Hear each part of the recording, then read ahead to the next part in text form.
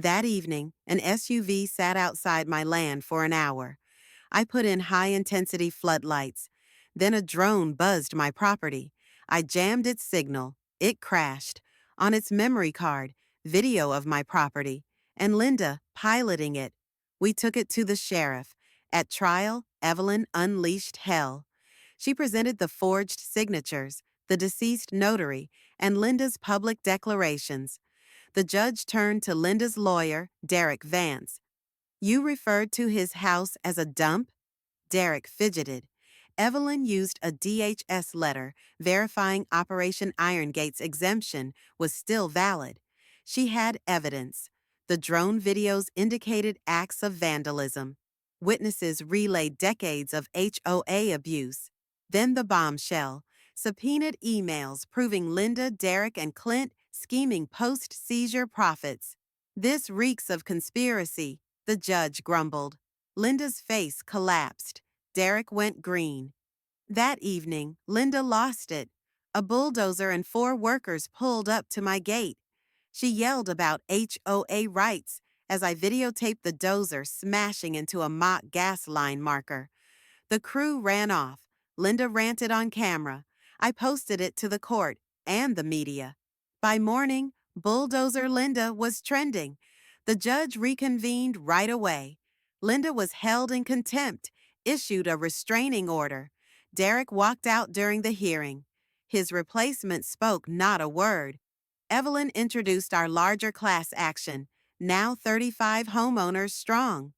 The judge froze the HOA's operations, demanded financial audits, and referred the case to the district attorney and federal authorities.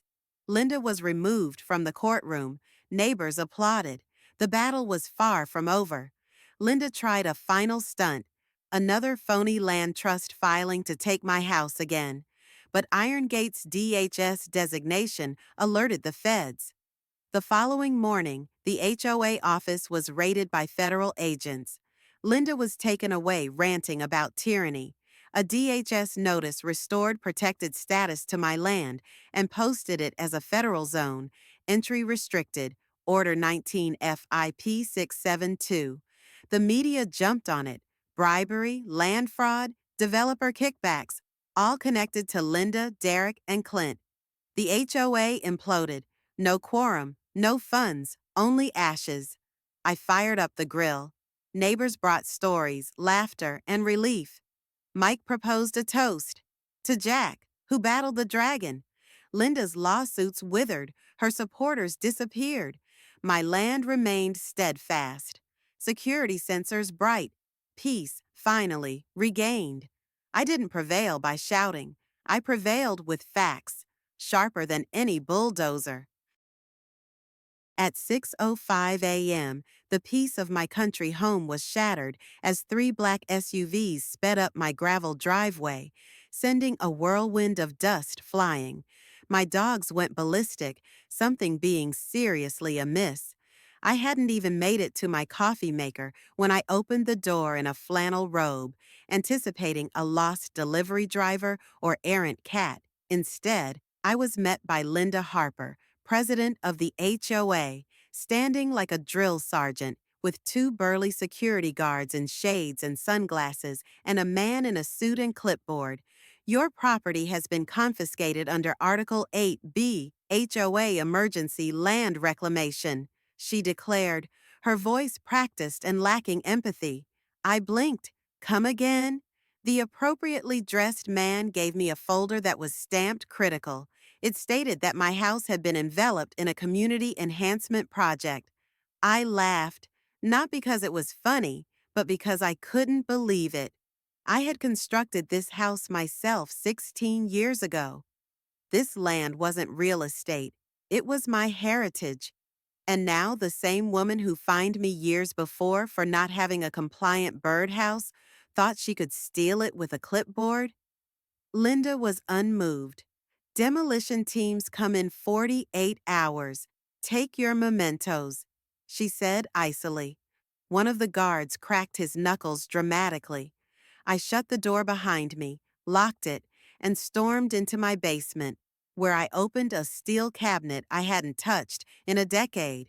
My name is Jack. I'm a retired defense strategy expert and a former member of a covert task force that safeguarded national infrastructure.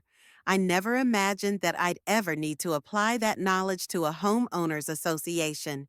But here we were. Within that cabinet, hidden amongst trappings of my clandestine history, were declassified maps, federal emblems, and papers once used to avert war. Now they'd be used to prevent one. I went through all my legal documents. A signed waiver, notarized before the HOA was even formed, had me opting out of the association. But new documents revealed otherwise: a phony vote, my name forged, and a notary stamp of someone who had passed away 2 years before. The county clerk cringed when I produced it. "This is outright fraud," she said. I phoned my old boss, Judge Evelyn Hart, a sharp legal mind in the Homeland Infrastructure Unit. When I explained, she groaned. "Tell me this isn't that HOA again." "It's worse," I replied. "Demolition in 2 days." I drove 5 hours to her secluded cabin, where the signal was weak, but her Wi-Fi and legal mind were strong. Over coffee, she tore into Article 8B. It was meant for disaster zones, not personal homes in quiet neighborhoods. And that dead notary? Just the tip of the iceberg. We constructed a mountain of proof: notarized releases, plans, property reports, satellite photos, anything that established my property as legally distinct from the HOA. And then I discovered my wild card: Operation Irongate. An inactive but still operative federal backup program had made my property a strategic emergency command center. It held a standing federal exception that prohibited all local incursion without DHS consent. I sent Linda a polite email attaching that clause. "You'll need more than a clipboard." That night, my mailbox was smashed, floodlights shattered, and HOA violation tickets plastered all over my truck. They wanted a war. They had one. I installed thermal, night vision, and cloud-backed 4K surveillance. Linda thrived in secrecy. I would drown her in daylight. By lunchtime, local journalists were making the rounds. One piece, "HOA accused of land grab fraud," included video of Linda raging at a neighbor. On the internet, she was instantly a viral villain. Evelyn and I sought an emergency injunction and restraining order, but Linda ratcheted it up. A frantic neighbor, Tom, called me. "Get to the community center now." There, a balmy evening gala was in progress, with banners, catering, and a slick poster outlining a new development. My house ringed as Phase 1 demolition. Linda was on stage pitching the public on a so-called sanctuary development. I didn't stop her. I invoked Plan B. I charted the HOA's entire inner network: board members, suspicious financial leads, and Clint Mason, a questionable developer laundering land through shell companies. Then there was the leaked voicemail of Linda telling, "Once Jack's gone, the rest collapses."